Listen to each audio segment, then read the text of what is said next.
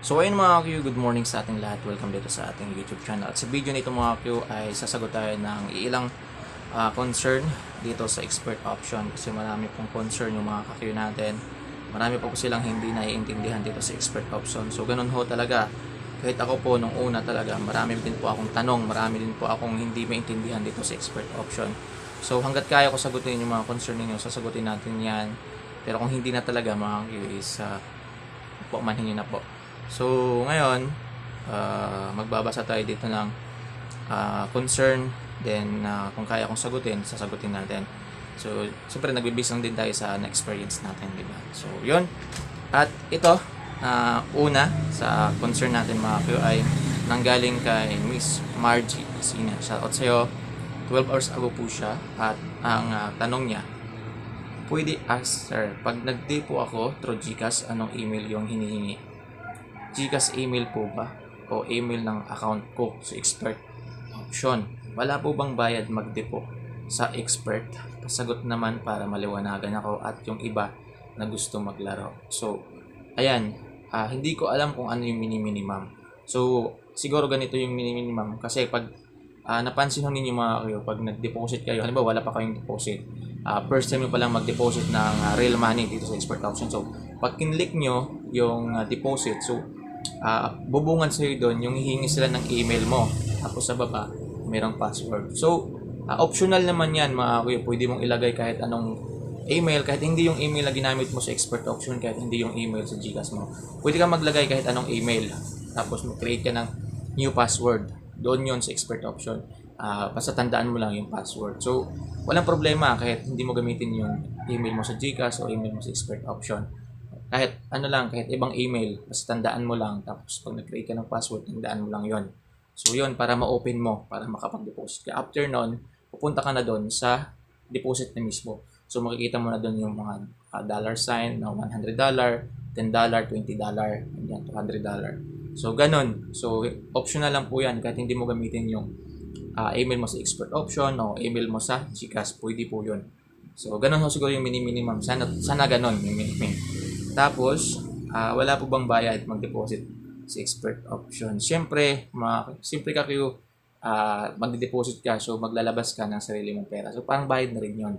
Di ba? So parang yun na rin yung bayad mo, yung dineposit mo. Pero yung minimin mo siguro is yung charge. So wala po siyang charge. Kapag nag-deposit ka ng $10 dito, buo po yung $10 na papasok sa expert option mo. So ganun po yun. Sana yung nasagot ko yung concern mo. Maraming salamat. Yan. So, pipili po tayo dito.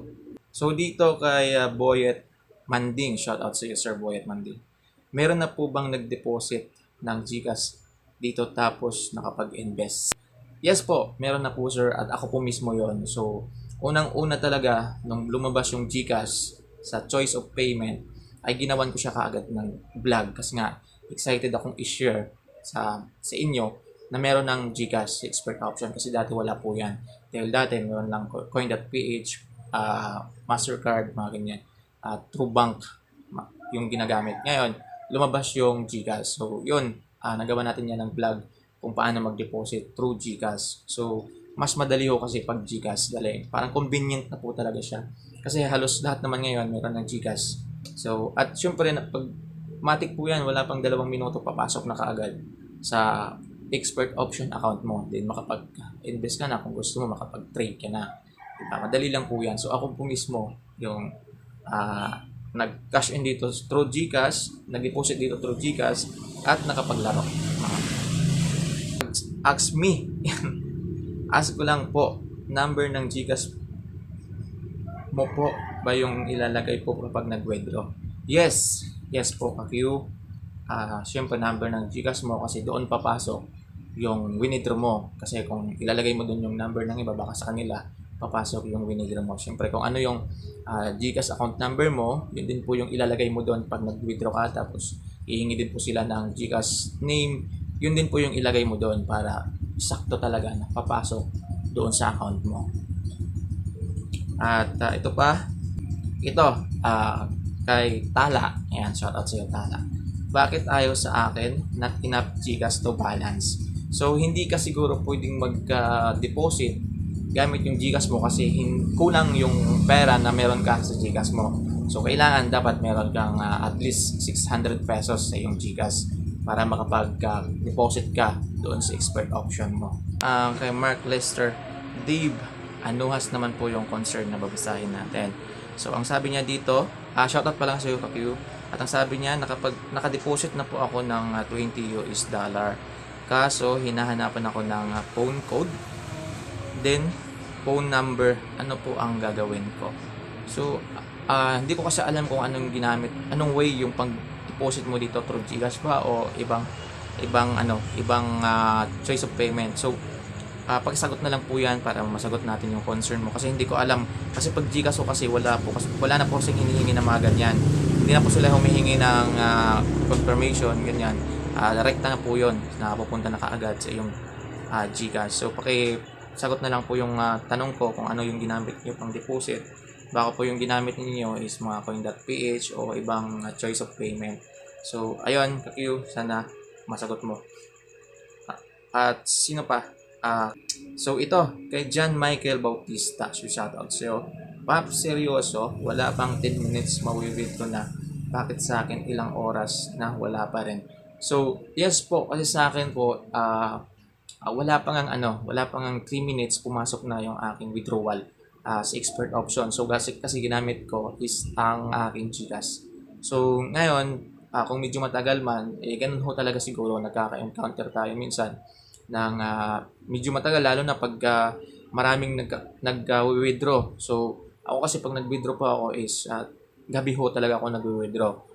Mga bandang alas 10, ganyan, kasi medyo wala na pong masyadong nag-withdraw sa mga oras na yan.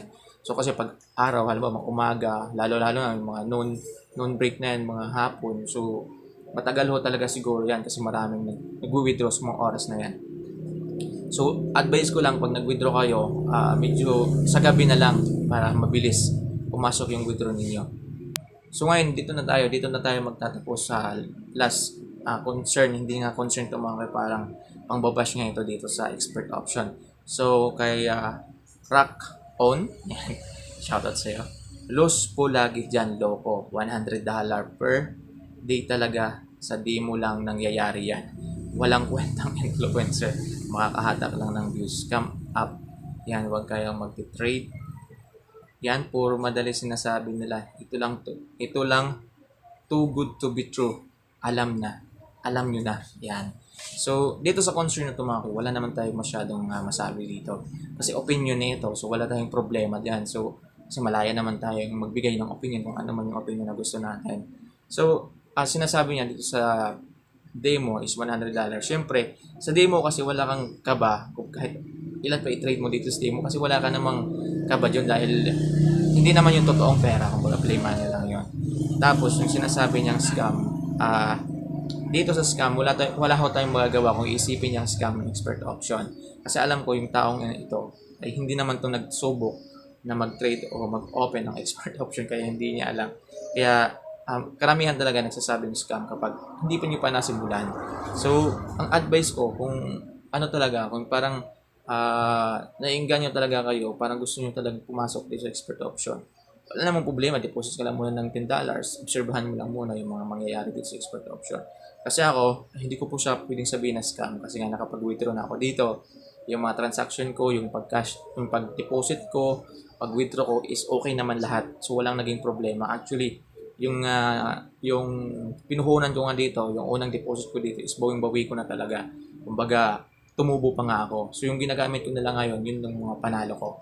So kaya hindi ko po siya masasabing scam. At saka ako po, aware ho talaga ako sa mga scam na yan. So hindi ako pwedeng mag-endorse kapag scam po yung isang bagay. Kasi ako, bago ko ito pinasok yung expert option, siyempre nagkantak muna ako ng mga research.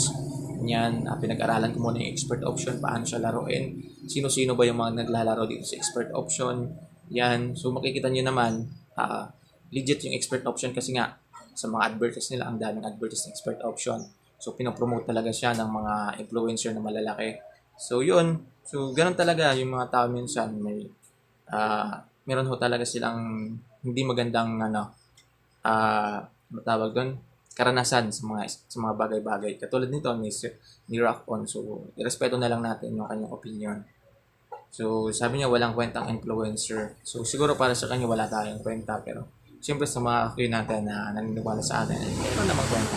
So, God bless you, Rock On. Yan. So, dyan na magtatapos yung concern natin. Actually, wala naman ho ditong concern talaga. Ay, ito pa pala, isa. So, pasensya na ko, medyo mahaba yung vlog na ito, guys. So, skip nyo na lang kung ayaw nyong patapusin. So, walang problema. So, kay Jonald Bilano, yan. Bro, nag-okay naman yung real account ko, pero hindi ako makapaglaro sa expert option. Bayad naman ko. Help naman. So, hindi ko alam kung bakit hindi ka makapaglaro. So, ganito na lang. So, itry mong i-refresh yung account mo. Kung pwede i-log out mo yung expert option mo, siguro alam mo naman yung password mo doon. Log out mo na lang muna. Siguro, nagkaka-traffic lang talaga. Naglalag yung cellphone mo. So, yun yung mga gawin mo. Refresh mo, tapos check mo yung signal mo. Baka naglalag. Kasi, kapag mahina yung signal mo dito, kapag naglalaro ka, hindi talaga gagalaw yung ng expert option, yung parang up and down. Hindi ko talaga gagalaw yan kapag mahina yung internet mo. So, yun ang advice ko kag you. Refresh mo muna yung account mo or di kaya off mo muna yung cellphone mo tapos check mo yung signal mo. Yun lang yun, yung problema doon. So, ayun, hanggang dito na lang muna tong video natin. So, wala naman tayong masyadong malalang concern dito. Yan. At sana ay nasagot ko yung mga concern ninyo mga kayo. Sinagot ko po siya sa abot ng aking makakaya. Kung hindi ko man na-reach yung yung gusto mong advice na makuha sa akin, pagpaumanin mo. Yan. So, ayun, hanggang dito na lang muna tayo. Please like, comment, and subscribe. Hit the tiny bell button. Yung maraming salamat sa lahat sa mga ka-expert natin dyan. At dito sa channel natin, please like, comment, and subscribe. Hit the tiny bell button. So, abangan ninyo mga kayo kasi meron na tayong gagawin na mukbang vlog. Thank you!